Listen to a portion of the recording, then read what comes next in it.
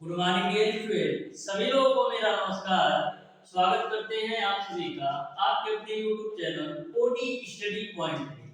तो प्यारे दोस्तों, आज आप लोगों के मापन चैप्टर की चौथी क्लास है। आज की क्लास में डियर स्टूडेंट हम लोग मापन चैप्टर के प्रत्येक क्वेश्चन को बहुत ही बेहतरीन तरीके से कवर करने वाले हैं। आज की क्लास में डियर स्टूडेंट मापन चैप्टर आपका पूरी तरह से कंप्लीट हो जाएगा। इस क्लास के माध्यम से डियर स्टूडेंट मैं आपको मापन चैप्टर के महत्वपूर्ण क्वेश्चन को बहुत ही बेहतरीन कॉन्सेप्ट के साथ आपको बताने वाला हूं। और एक चीज आपको समझ में आ रहा होगा डियर स्टूडेंट कि मापन चैप्टर से जो क्वेश्चन आएगा वो मैक्सिमम केस में डियर स्टूडेंट आपसे न्यूमेरिकल ही पूछा जाएगा। या तो आपसे सार्थक अंक से न्यूमेरिकल पूछ लेगा, या तो आपका अल्पतमांक से न्यूमेरिकल पूछ लेगा, या कोटि मान से। यानी कि मैक्सिमम केस में डियर स्टूडेंट आपको मापन चैप्टर से दो क्वेश्चन तो 100% न्यूमेरिकल देखने को मिलेगा और एक क्वेश्चन हो सकता है थ्योरी टाइप का आ जाए। तो बहुत ही बेहतरीन तरीके से डियर स्टूडेंट हम लोग सारे क्वेश्चन को कवर करने वाले हैं। आप बिल्कुल ध्यान से देखिएगा डियर स्टूडेंट, आपको सारी चीजें बहुत ही बेहतरीन तरीके से समझ में आने वाली है। डियर स्टूडेंट, हमारी आपसे रिक्वेस्ट है, जो भी स्टूडेंट अभी तक हमारे चैनल ओडी स्टडी पॉइंट को सब्सक्राइब नहीं किए हैं, सब्सक्राइब जरूर कर लेना और बेल आइकन को भी प्रेस कर लीजिएगा, जिससे हमारी अपकमिंग आने वाली वीडियो का नोटिफिकेशन आपको मिलता रहे। तो स्टार्ट करते हैं डियर स्टूडेंट आज की क्लास को। ध्यान से समझिएगा प्रत्येक क्वेश्चन को, बहुत ही बेहतरीन तरीके से हम लोग सारे क्वेश्चन के कॉन्सेप्ट को समझने वाले हैं। तो स्टार्ट करते हैं डियर स्टूडेंट आज की क्लास को। देखते हैं डियर स्टूडेंट आज का पहला क्वेश्चन। तो पहला क्वेश्चन आपका इस प्रकार से है, ध्यान से समझिएगा। पहला क्वेश्चन दे रखा है कि 1 मिनट में माइक्रो सेकंड होते हैं। आपको 4 ऑप्शन दे रखा है, तो ध्यान से समझिएगा कि क्वेश्चन नंबर 1 को कैसे सॉल्व करना है। तो सबसे पहले डियर स्टूडेंट आपको पता है कि 1 मिनट में आपका 60 सेकंड होता है, लेकिन आपको बताना है कि 1 मिनट में कितने माइक्रो सेकंड होते हैं, ये आपको बताना है। तो ध्यान से समझिएगा डियर स्टूडेंट, आपको पता है कि 1 माइक्रो सेकंड बराबर क्या होता है। 1 माइक्रो सेकंड बराबर क्या होता है, तो 1 माइक्रो सेकंड बराबर आपका होता है 10 की पावर माइनस का 6 सेकंड। 1 माइक्रो सेकंड बराबर आपका होता है 10 की पावर माइनस का 6 सेकंड। तो यदि मैं यहाँ से 1 सेकंड की वैल्यू निकालूं तो क्या मिलेगा, तो 1 सेकंड की जो वैल्यू आपको मिलेगा वो आपको मिलेगा 10 की पावर 6 माइक्रो सेकंड के बराबर। क्यों? क्योंकि 1 माइक्रो सेकंड बराबर डियर स्टूडेंट आपका होता है 10 की पावर माइनस का 6 सेकंड। यहां से यदि आप 1 सेकंड की वैल्यू निकालोगे तो 1 सेकंड की जो वैल्यू होगी वो आपका 10 की पावर 6 माइक्रो सेकंड के बराबर होगी। यानी कि यदि हमको सेकंड को माइक्रो सेकंड में बदलना होगा तो 10 की पावर 6 से गुणा करना होगा। तो सेकंड को माइक्रो सेकंड में बदलने के लिए क्या करते हैं, इसमें हम 10 की पावर 6 से गुणा कर देते हैं। तो इसको हम और क्या लिख सकते हैं, हम लिख सकते हैं 6 गुणे 10 की पावर 7 माइक्रो सेकंड। क्या? Micro second. तो इस तरीके से डियर स्टूडेंट क्वेश्चन नंबर 1 का जो राइट आंसर होगा वो आपका ऑप्शन नंबर बी सही हो जाएगा। 6 गुणे 10 की पावर 7 माइक्रो सेकंड के बराबर होगा 1 मिनट की वैल्यू। तो क्वेश्चन नंबर 1 आपको बहुत ही बेहतरीन तरीके से समझ में आ गया होगा। बढ़ते हैं डियर स्टूडेंट क्वेश्चन नंबर 2 की तरफ। ध्यान से देखिएगा, क्वेश्चन नंबर 2 को भी बिल्कुल सिंपल और आसान सा एक क्वेश्चन है। आप ध्यान से समझिएगा कैसे सॉल्व करना है क्वेश्चन नंबर 2। तो क्वेश्चन नंबर 2 आपका इस प्रकार से है डियर स्टूडेंट, दे रखा है कि बालू के एक कण की जो त्रिज्या है 1.6 गुणे, इसको मैं करेक्ट कर देता हूं, 1.6 गुणे 10 की पावर माइनस का 4 मीटर है। इस कण की त्रिज्या एंगस्ट्रॉम में क्या होगी, ये आपको बताना है। तो ध्यान से समझिएगा, बालू के एक कण की त्रिज्या दे रखा है 1.6 गुणे 10 की पावर माइनस 4 मीटर। इस कण की त्रिज्या आपको एंगस्ट्रॉम में बताना है। तो जो बालू के कण का रेडियस दे रखा है, त्रिज्या दे रखा है 1.6 गुणे 10⁻⁻⁴ मीटर के बराबर। इस कण की त्रिज्या आपको एंगस्ट्रॉम में बतानी है। तो आपको पता है डियर स्टूडेंट कि एक एंगस्ट्रॉम की जो वैल्यू होती है वो आपका 10⁻⁻10 मीटर के बराबर होती है। यहां से यदि मैं 1 मीटर की वैल्यू निकालूं तो हमको क्या मिलेगा, 10⁻10 एंगस्ट्रॉम के बराबर मिल जाएगा। 1 मीटर की वैल्यू 10⁻10 एंगस्ट्रॉम के बराबर मिल जाएगा। यानी कि यदि हमको मीटर से एंगस्ट्रॉम में बदलना होगा तो हमको 10⁻10 से गुणा करना होगा। यानी कि यदि हमको मीटर से एंगस्ट्रॉम में बदलना होगा तो 10⁻10 से गुणा करना होगा। तो मीटर से एंगस्ट्रॉम में बदलने के लिए हम 10⁻10 से इसमें हम गुणा कर देते हैं तो हमारा जो है यह वैल्यू एंगस्ट्रॉम में बदल जाएगा। तो यहां से आप सॉल्व कीजिएगा तो 1.6 गुणे 10⁻6 एंगस्ट्रॉम के बराबर हो जाएगा।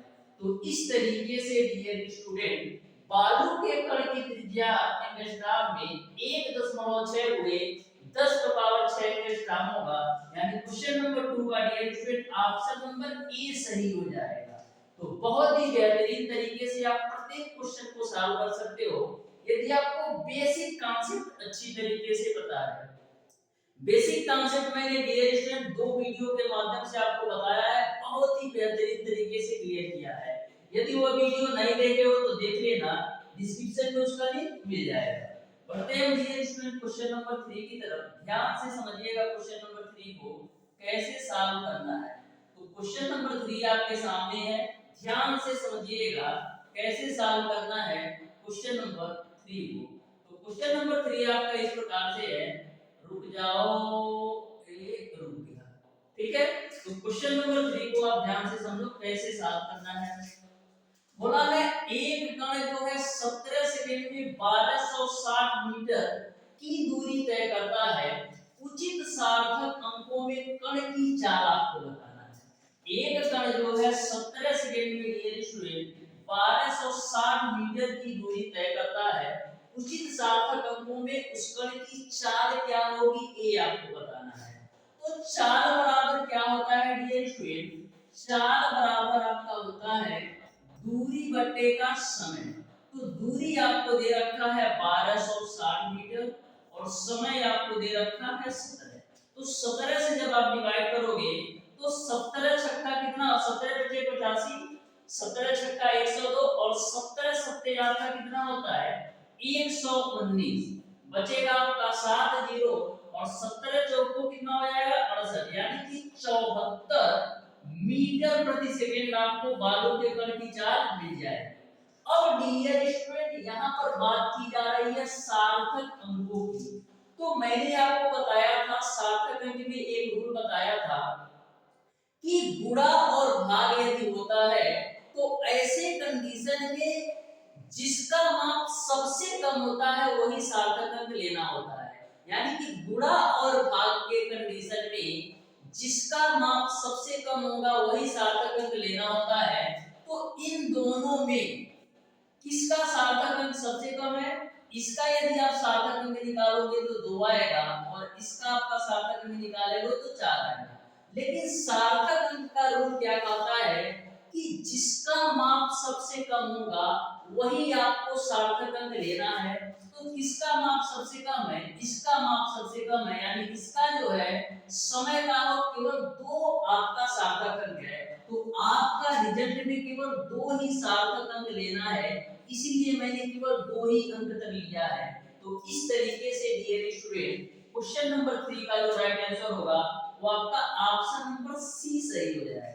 हमेशा ध्यान में रखिएगा सार्थक अंक निकालते समय यदि आप गुणा और भाग के कंडीशन में लेते हैं सार्थक अंक तो वही सार्थक अंक लेना है जिसका माप सबसे कम होगा। तो दोनों में मैंने देखा कि आपका सार्थक अंक जो कम वाला है वो आपका 2, तो केवल 2 अंक आपको रिजल्ट में लेना है। ठीक है, देखते हैं डियर स्टूडेंट क्वेश्चन नंबर 4 को ध्यान से समझिएगा। क्वेश्चन नंबर 4 को भी बहुत ही बेहतरीन और सिंपल सा ये क्वेश्चन है, आप ध्यान से समझिएगा क्वेश्चन नंबर 4।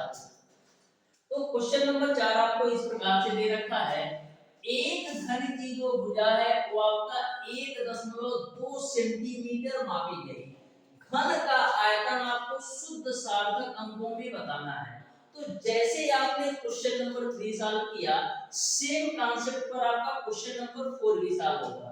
एक घन की भुजा आपको दे रखा है 1.2 सेंटीमीटर, तो घन का आयतन शुद्ध सार्थक अंकों में बताना है।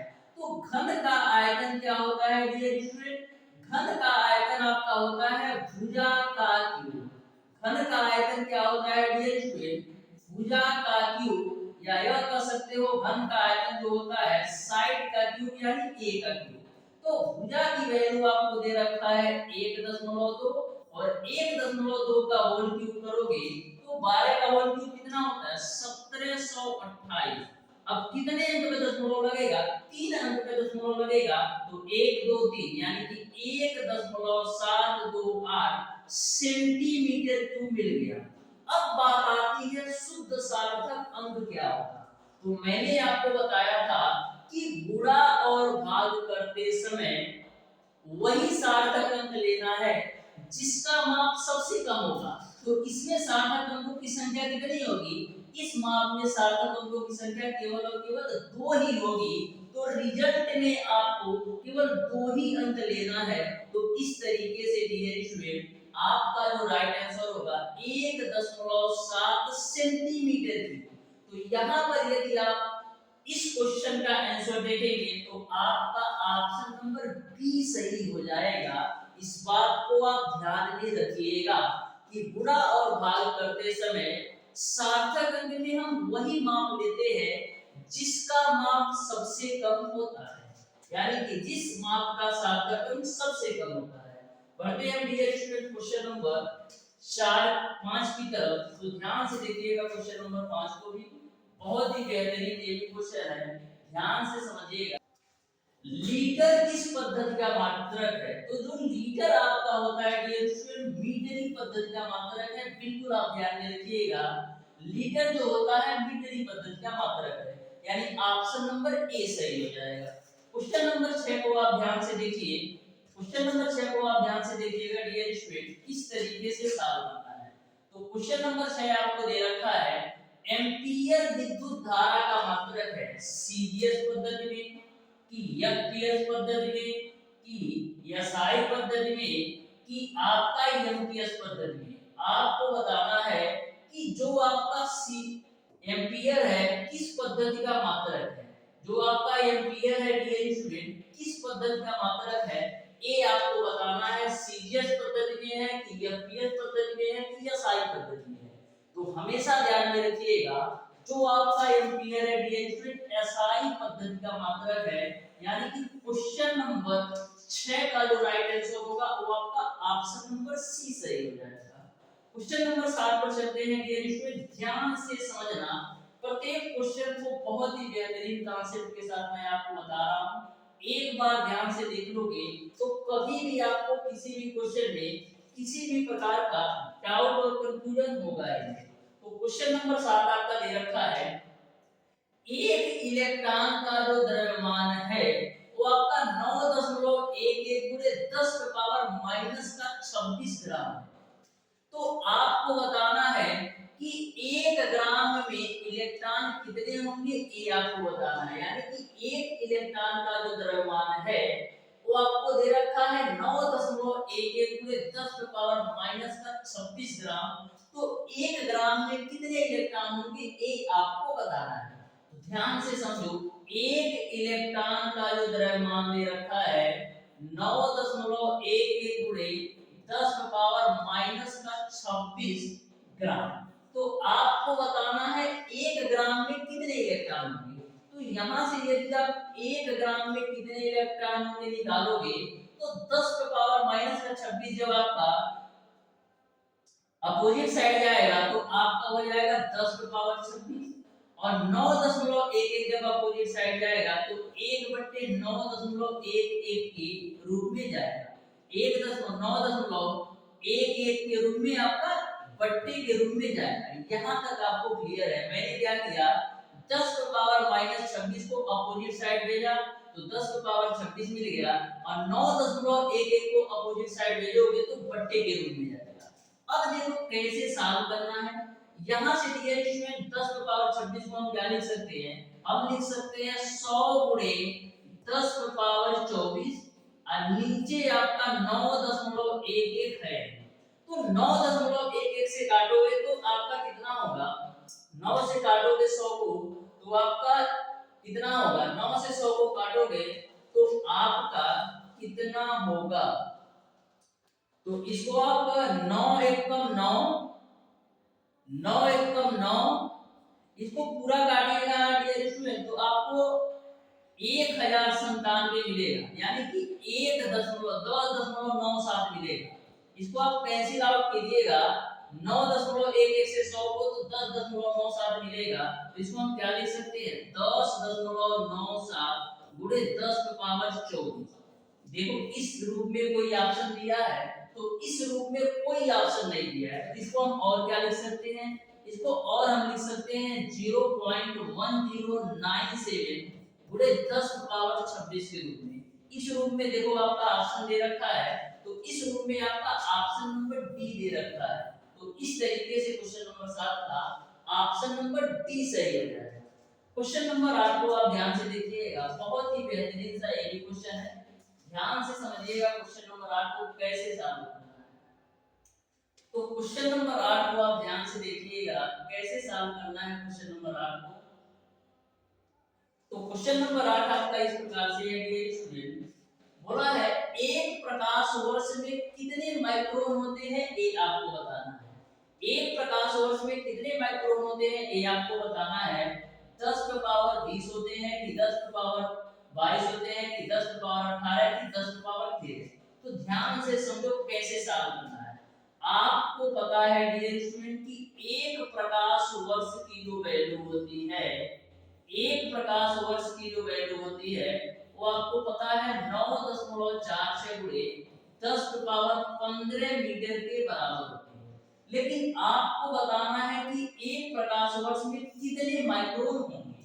तो सबसे पहले डियर स्टूडेंट आपको पता होना चाहिए कि एक माइक्रोन की जो वैल्यू होती है, एक माइक्रोन की जो वैल्यू होती है वो आपका 10 की पावर -6 मीटर के बराबर होता है। यहां से यदि आप 1 मीटर की वैल्यू निकालोगे तो 10 की पावर 6 माइक्रोन के बराबर आएगा। यहां तक आपको क्लियर समझ में आ गया होगा कि 1 माइक्रोन की जो वैल्यू होती है 10 की पावर 6 मीटर के बराबर होता है। यहां से यदि आप 1 मीटर की वैल्यू निकालोगे तो 10 की पावर 6 माइक्रोन के बराबर होगा। यानी कि यदि हमको मीटर से माइक्रोन में बदलना है तो हमको 10 की पावर 6 से गुणा करना होगा। तो मीटर से माइक्रोन में बदलने के लिए हम इसमें 10 की पावर 6 से गुणा कर देते हैं। तो इसमें हम 10 की पावर 6 से गुणा कर लिए तो ए आपका माइक्रोन में बदल गया। ठीक है, अब देखो इसको और क्या लिख सकते हैं, 9.4 से गुणे 10 की पावर 15 और 10 की पावर 6 आपका 10 की पावर 21 हो जाएगा। इस रूप में आपका कोई ऑप्शन नहीं दे रखा है तो 9.4 से को हम 10 के रूप में लिख सकते हैं। तो 10 गुणे 10 की पावर 21 हो जाएगा, जिसको हम 10 की पावर 22 के रूप में लिख सकते हैं। तो इस तरीके से डियर स्टूडेंट क्वेश्चन नंबर 8 का जो राइट आंसर होगा वो आपका ऑप्शन नंबर बी सही हो जाएगा। ऑप्शन नंबर बी जो होगा क्वेश्चन नंबर 8 का बिल्कुल राइट आंसर होगा। बढ़ते हैं हम डियर स्टूडेंट क्वेश्चन नंबर 9 की तरफ। ध्यान से समझिएगा क्वेश्चन नंबर 9 को, बिल्कुल सिंपल और आसान सा ये क्वेश्चन है। क्वेश्चन नंबर 9, तो क्वेश्चन नंबर 9 आपके सामने पेश करते हैं। ध्यान से समझिएगा क्वेश्चन नंबर 9 को कैसे सॉल्व करना है। तो क्वेश्चन नंबर 9 आपको इस प्रकार से दे रखा है डियर स्टूडेंट, बोला है लकड़ी के एक गुटके की लंबाई, चौड़ाई तथा ऊंचाई क्रमशः 20 सेंटीमीटर, 30 सेंटीमीटर व 10 सेंटीमीटर है। तो एमकेएस प्रणाली में आपको गुटके का आयतन ज्ञात करना है। एमकेएस प्रणाली में आपको गुटके का आयतन ज्ञात करना है। तो एमकेएस प्रणाली का मतलब क्या होता है, एमकेएस प्रणाली का मतलब है कि लंबाई को मीटर में मापा जाए, द्रव्यमान को किग्रा में मापा जाए और समय को सेकंड में मापा जाए। ये आपका एमकेएस प्रणाली कहता है। तो तो यहाँ पर आपको लंबाई जो दे रखा है डियर स्टूडेंट, वो आपको दे रखा है 20 सेंटीमीटर। चौड़ाई जो दे रखा है वो आपको दे रखा है 30 सेंटीमीटर, और जो ऊंचाई दे रखा है वो आपको दे रखा है 10 सेंटीमीटर। लेकिन आपको जो आयतन बताना है एमटीएस प्रणाली में बताना है, यानी कि एमटीएस प्रणाली के अनुसार मीटर में आपको आयतन बताना है। तो सबसे पहले हम इस डायमेंशन को, लंबाई चौड़ाई और ऊंचाई को मीटर में बदल लेते हैं। तो 1 मीटर की वैल्यू डियर स्टूडेंट आपका क्या होता है, 100 सेंटीमीटर के बराबर होता है। तो यहां से 1 सेंटीमीटर की वैल्यू निकालोगे तो 1/100 मीटर आएगा। कहने का मतलब ये है यदि हमको सेंटीमीटर से मीटर में बदलना है तो हमको 100 से भाग करना होगा। तो यहाँ पर सेंटीमीटर से मीटर में बदलने के लिए जब आप 20 में 100 से भाग दोगे तो आपको क्या मिलेगा, 20 में 100 से भाग दोगे तो आपको मिलेगा 0.02 मिलेगा। 20 में 100 से भाग दोगे तो आपको मिल जाएगा 0.2, और यहाँ पर आप 30 में 100 से भाग दो, यह मीटर में आया है, और यहाँ पर आप 30 में जब 100 से भाग दोगे तो आपको 0.3 मिलेगा, और 10 में जब आप 100 से भाग दोगे तो 0.1 मिल जाएगा, और यह सारी वैल्यू आपका मीटर में होगी। अब आप आसानी से गुटके का आयतन निकाल सकते हो। तो गुटके का आयतन बराबर क्या होता है, लंबाई गुणे चौड़ाई गुणे ऊंचाई। लंबाई की वैल्यू 0.2 है, चौड़ाई की वैल्यू 0.3 है, और ऊंचाई की वैल्यू 0.1 है। तो 3 गुना 6, ये आपका 6 हो गया। कितने अंक पे दशमलव लगेगा, 1 2 3 अंक पे दशमलव लगेगा, तो इसको हम लिखेंगे 0.006। तो इस तरीके से मीटर क्यूब, तो इस तरीके से डियर स्टूडेंट तो गुटके का आयतन होगा 0.006 मीटर क्यूब होगा। इसको और क्या लिख सकते हो, इसको हम लिख सकते हैं 6 गुणे 10⁻³ मीटर क्यूब के बराबर। यानी कि क्वेश्चन नंबर 9 का जो राइट आंसर होगा वो आपका ऑप्शन नंबर ए सही हो जाएगा। ऑप्शन नंबर ए जो होगा क्वेश्चन नंबर 9 का बिल्कुल राइट आंसर होगा। बढ़ते हैं डियर स्टूडेंट क्वेश्चन नंबर 10 की तरफ। तो ध्यान से समझिएगा क्वेश्चन नंबर 10 को भी बहुत ही बेहतरीन तरीके से सारे क्वेश्चन के कांसेप्ट को बताऊंगा, बस आप ध्यान से अच्छी तरीके से समझो डियर स्टूडेंट। सारी चीजें बहुत ही बेहतरीन तरीके से आपको समझाने वाला हूं। इस तरीके से मैं आपको सारे क्वेश्चन का कांसेप्ट बताऊंगा डियर स्टूडेंट। एक बार यदि आप अच्छी तरीके से देख लेते हो तो एग्जाम में आपको किसी भी प्रकार का डाउट और कंफ्यूजन नहीं होगा। चाहे मापन चैप्टर से कोई सा भी क्वेश्चन आपसे पूछ ले, इस तरीके से मैं आपको प्रत्येक सब्जेक्ट के प्रत्येक चैप्टर को पढ़ाने वाला हूं।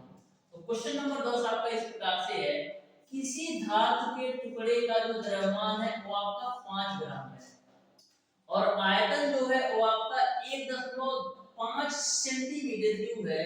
तो धातु के पदार्थ का घनत्व तो सार्थक अंकों में बताना है। धातु के पदार्थ का घनत्व आपको सार्थक अंकों में बताना है। तो सबसे पहले डियर स्टूडेंट घनत्व बराबर क्या होता है, द्रव्यमान बटे का आयतन। तो द्रव्यमान की वैल्यू आपको दे रखा है 5 ग्राम, और आयतन की वैल्यू आपका है 1.5। ठीक है, इसको कैलकुलेशन सिंपल करने के लिए क्या करते हैं, दशमलव हटा देते हैं। तो ऊपर नीचे हम 10 से गुणा करेंगे तो मिलेगा आपको 50 बटे का 15। 15 से काटो तो 15 तिया 45, बचेगा आपका कितना 5 0। 15 तिया 45, फिर 15 तिया 45, और घनत्व का मात्रक क्या होता है, ग्राम प्रति सेंटीमीटर क्यूब। तो इस तरीके से डियर स्टूडेंट यदि हम बात करें कि क्वेश्चन नंबर 10 का राइट आंसर क्या होगा, तो यहाँ पर मैंने क्या बोला, यहाँ पर मैंने आपको क्या बोला, सार्थक अंक निकालते समय चाहे आप गुणा कर रहे हो या भाग कर रहे हो, तो ऐसे कंडीशन में वही सार्थक अंक लेना है जिसका माप सबसे कम हो। तो जिसका माप सबसे कम हो तो ऐसे कंडीशन में डियर स्टूडेंट जो आपका ऑप्शन सही हो, देखो इसका आपका सार्थक अंक निकालोगे तो 1 आएगा, और इसका आप सार्थक अंक निकालोगे तो 2 आएगा। तो तो कंडीशन आपका यही कहता है कि यदि आप गुणा और भाग करते हो तो ऐसे कंडीशन में वही माप लेना है जिसका सार्थक अंक सबसे कम है। तो दोनों में किसका सार्थक अंक कम है, तो एक वाले का सार्थक अंक कम है, यानी कि केवल जो आंसर में लेना है केवल एक ही अंक लेना है, यानी आपका 3 ग्राम पर सेंटीमीटर क्यूब होना चाहिए। ये रूल के अनुसार, यानी सार्थक अंक के रूल के अनुसार 3 ग्राम पर सेंटीमीटर क्यूब होना चाहिए, यानी कि ऑप्शन नंबर बी होना चाहिए यदि हम सार्थक अंक के रूल को पूरी तरह से फॉलो करते हैं। लेकिन आपकी बुक में जो ऑप्शन दिया है वो आपका ऑप्शन नंबर ए दे रखा है। तो हमेशा ध्यान में रखिएगा यदि आप गुणा कर रहे हो या भाग कर रहे हो तो वही सार्थक अंक लेना है जिसका माप सबसे कम हो। ठीक है, बढ़ते हैं डियर स्टूडेंट क्वेश्चन नंबर 11 की तरफ। तो ध्यान से समझिएगा क्वेश्चन नंबर 11 को, बहुत ही बेहतरीन और बहुत ही लाजवाब ये क्वेश्चन है। आप ध्यान से समझिएगा जिससे आपको अच्छी तरीके से समझ में आ सके। तो आपको क्वेश्चन नंबर 11 में पूछा है कि 0.06050 में सार्थक अंकों की संख्या कितनी होगी, ये आपको बताना है।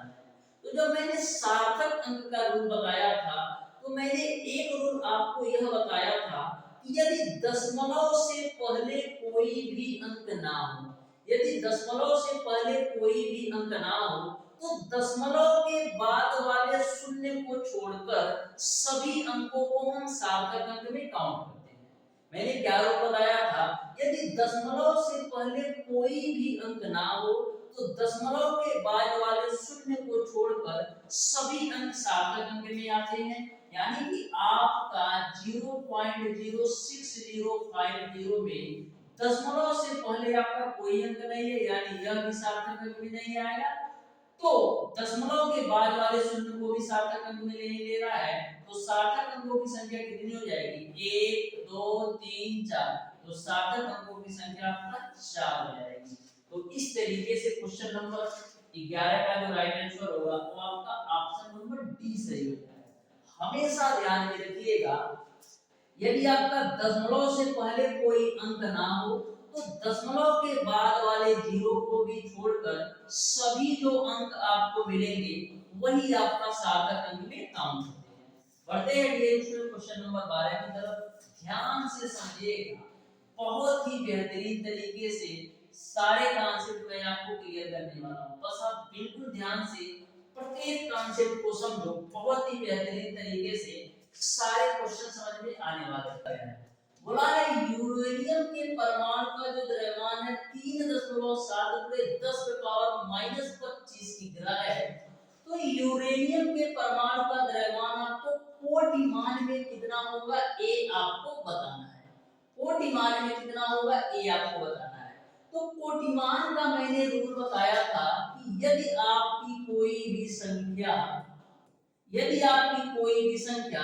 3.16 से बड़ी है तो आपको पावर में यानी कि 10 की घात में आपको 1 ऐड कर देना है। और यदि आपकी कोई भी संख्या 3.16 से बड़ी है तो 10 की घात में आपको 1 ऐड कर देना है।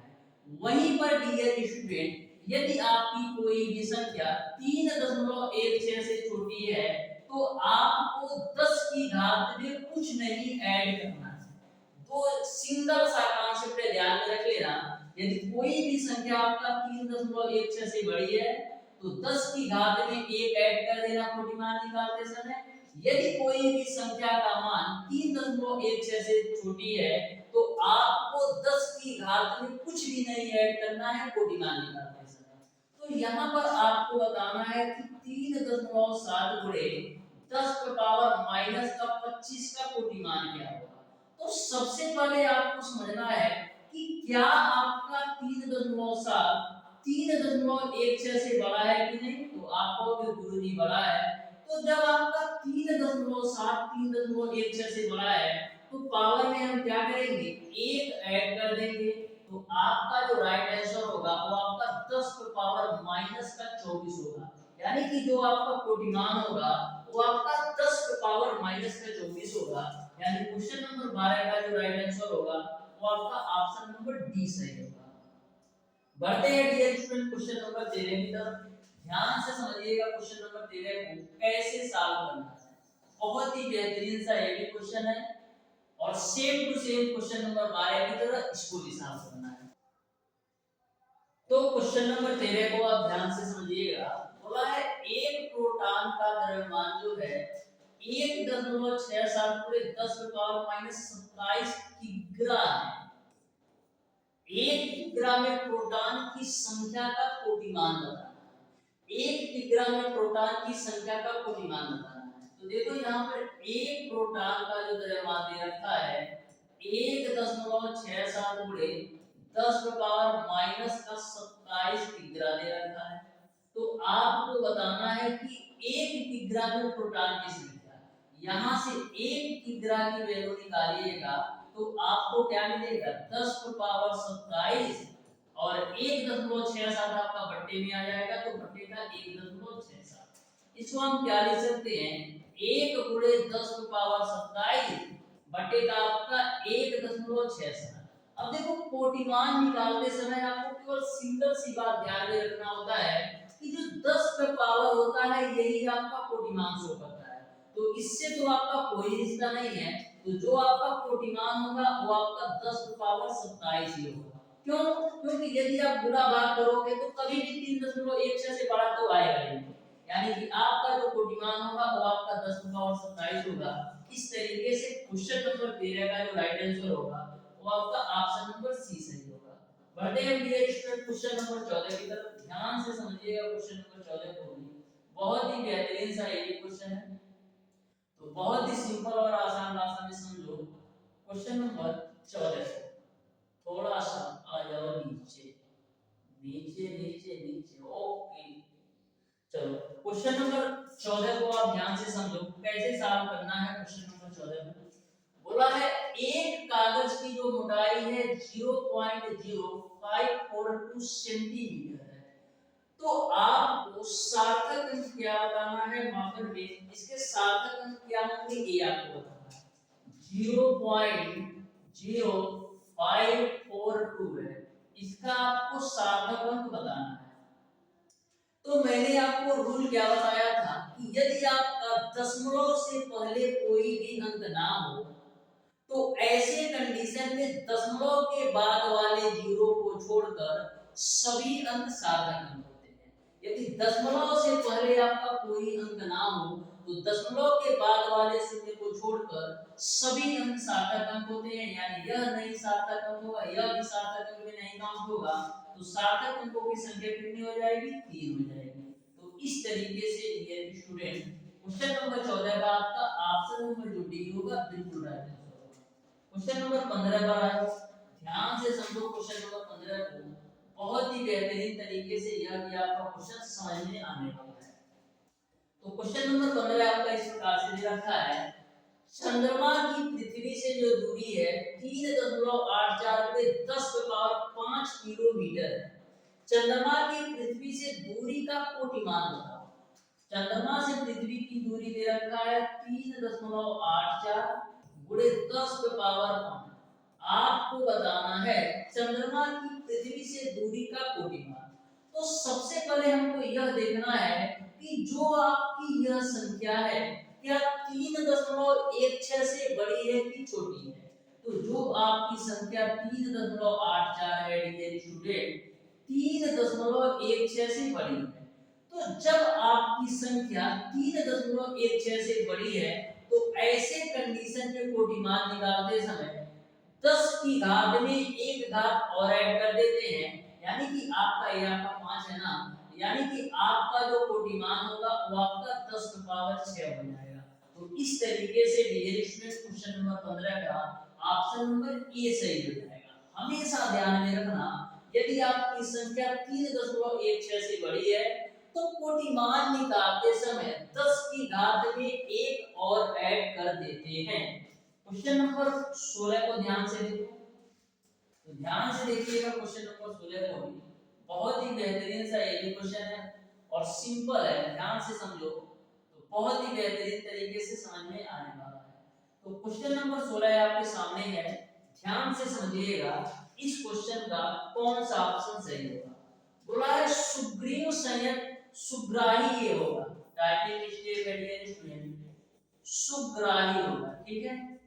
तो सुग्राही संयंत्र में मापन करने पर शुद्धता बढ़ जाती है क्योंकि इसकी अच्छी फिनिश है, इसका सार्थक अंक अधिक है, इसकी आंशिक त्रुटि समाप्त कर ली जाती है, इनमें से कोई नहीं। तो सुग्राही संयंत्र से मापन करने पर शुद्धता क्यों बढ़ जाती है, ये आपको हमें बताना है। तो सुग्राही संयंत्र से मापन करने पर शुद्धता इसलिए बढ़ जाती है क्योंकि इसका सार्थक अंक अधिक है। इस तरीके से क्वेश्चन नंबर 16 का ऑप्शन नंबर बी सही हो जाएगा। क्वेश्चन नंबर 17 पर आ जाओ, ध्यान से समझो क्वेश्चन नंबर 17 को। तो क्वेश्चन नंबर 17 आपका इस प्रकार से है स्टूडेंट, ध्यान से समझिएगा। क्वेश्चन नंबर 17 का कौन सा ऑप्शन सही होगा, थोड़ा सा ऊपर हो जाओ। ओके, तो क्वेश्चन नंबर 17 को ध्यान से समझो। बोला है पिछड़ है, देखो टाइपिंग की मिस्टेक कितना किया है, आपका लिखा है पिछड़। पिछड़ त्रुटि का कारण पेज है, ये आपका पेज का सिरा गिर जाना, पेज का डिग्री का ढीला हो जाना, या असमान चूड़ी अंतराल, या इनमें से कोई नहीं। तो पिछड़ त्रुटि का जो कारण है वो आपका पेज के डिग्री का ढीला हो जाना होता है। तो इस तरीके से क्वेश्चन नंबर 17 का ऑप्शन नंबर जो है बी सही हो जाएगा। बढ़ते हैं डियर क्वेश्चन नंबर 18 की तरफ, ध्यान से समझिएगा क्वेश्चन नंबर 18 को कैसे सॉल्व करना है। तो क्वेश्चन नंबर 18 को आप ध्यान से समझिएगा। क्वेश्चन नंबर 18 आपका इस प्रकार से है, एक आयताकार बक्से की जो लंबाई है वो आपका 1.4 मीटर है और चौड़ाई जो है वो आपका है 84 सेंटीमीटर। तो बक्से का क्षेत्रफल आपको उचित सार्थक अंकों में बताना है। तो ध्यान से समझो कैसे सॉल्व करना है।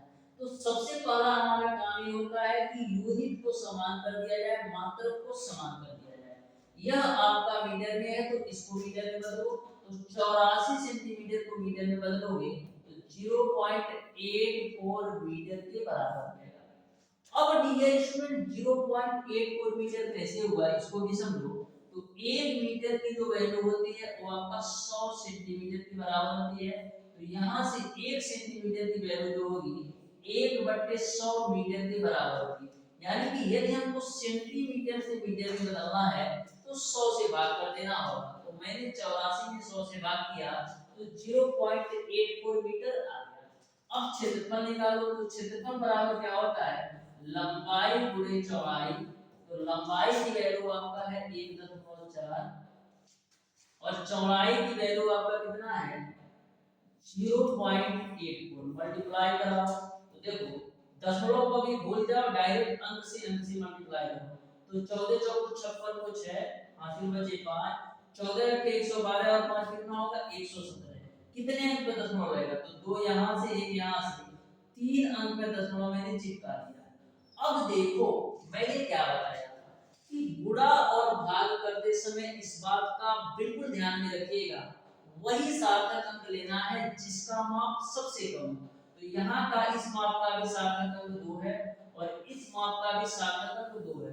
यानी कि रिजल्ट में जो सार्थक अंक के रूप में लेना है केवल और केवल 2 अंक तक लेना है। तो देखो 1.176 को हम 1.2 भी लिख सकते हैं।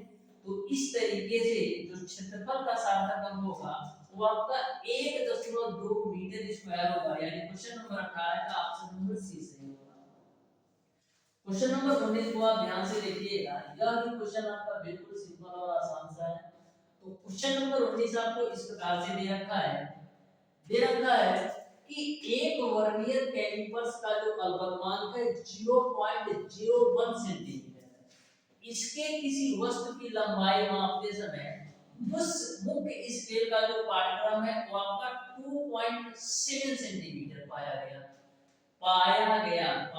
नहीं, पाया गया है, ठीक है। तथा वर्नियर का पांचवा चिन्ह उस स्केल के किसी चिन्ह के सीधे में पाया गया तो वस्तु की लंबाई आपको बताना है। तो ऐसा क्वेश्चन मैंने ऑलरेडी लास्ट क्लास में सॉल्व करवाया था। यानी कि जो स्टूडेंट मापन चैप्टर का पार्ट 3 देखे होंगे वो इस क्वेश्चन को बहुत ही बेहतरीन तरीके से 5 सेकंड के अंदर सॉल्व कर सकते हैं। तो यहाँ पर आपका किसी भी वस्तु की लंबाई निकालना हो तो सिंपल सा फार्मूला होता है। सिंपल सा फार्मूला क्या होता है? मुख्य स्केल का पाठ्यांक, मुख्य स्केल का पाठ्यांक, मुख्य स्केल का पाठ्यांक। लिख लो फार्मूला। ऐसा क्वेश्चन आने की पूरी पूरी संभावना है, क्योंकि मैं देख रहा हूँ इस चैप्टर में 5 से 6 क्वेश्चन आपका ऐसा दिया गया है। मुख्य स्केल का पाठ्यांक प्लस वर्नियर कैलिपर्स पर टोटल चिन्ह, प्लस वर्नियर कैलिपर्स पर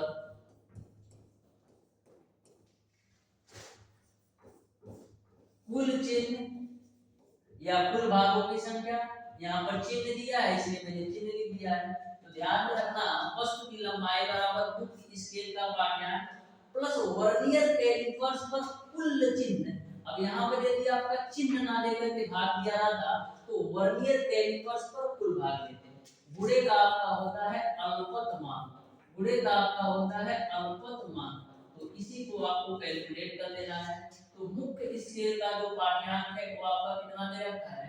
2.7 सेंटीमीटर। तो 2.7 सेंटीमीटर रख लिया, प्लस का वर्नियर कैलिपर्स पर कुल चिन्ह कितना है? वो आपका 5वां चिन्ह दे रखा है, तो यहाँ पर आप 5 रखो, गुणे अल्पतमांक की वैल्यू कितना दे रखा है? 0.01 सेंटीमीटर। इसी को कैलकुलेट करो तो देखो क्या मिलेगा? 2.7 सेंटीमीटर प्लस का 5 का गुणा 0.01 में करोगे तो 0.05 मिलेगा। तो यहाँ से आपको क्या मिल जाएगा? 2.75 सेंटीमीटर। तो इस तरीके से क्वेश्चन नंबर 19 का जो राइट आंसर होगा वो आपका ऑप्शन नंबर ए सही होगा। ऑप्शन नंबर ए जो होगा क्वेश्चन नंबर 19 का बिल्कुल राइट आंसर होगा। बढ़ते हैं डियर स्टूडेंट क्वेश्चन नंबर 20 की तरफ, ध्यान से समझिएगा।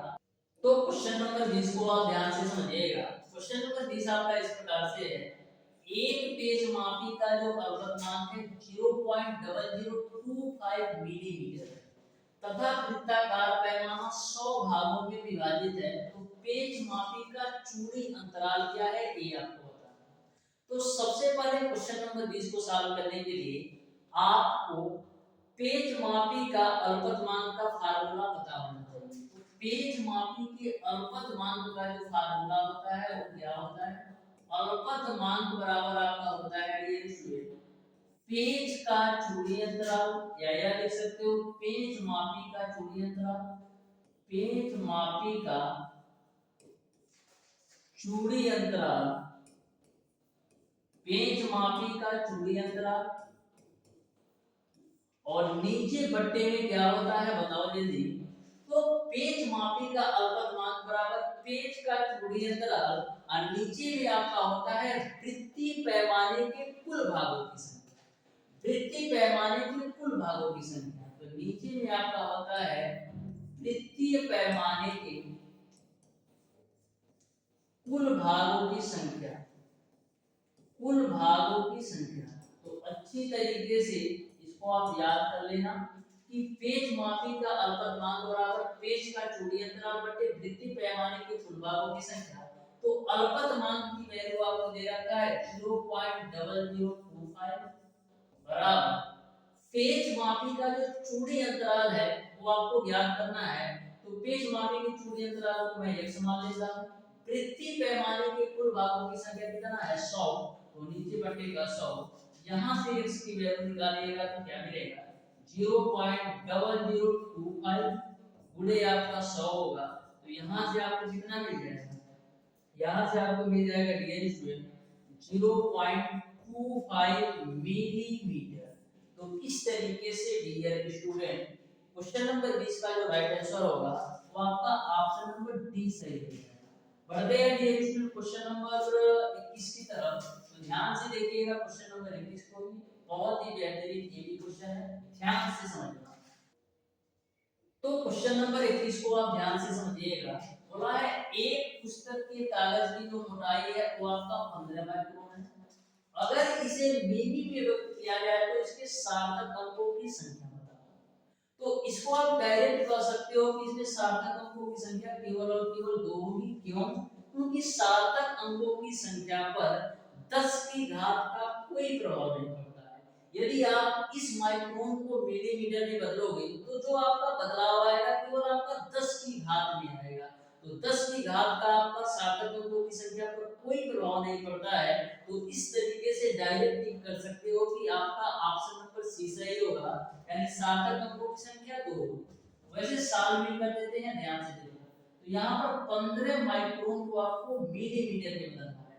तो 1 माइक्रोन की जो वैल्यू होती है वो आपका 10 पावर माइनस का 6 मीटर के बराबर होता है।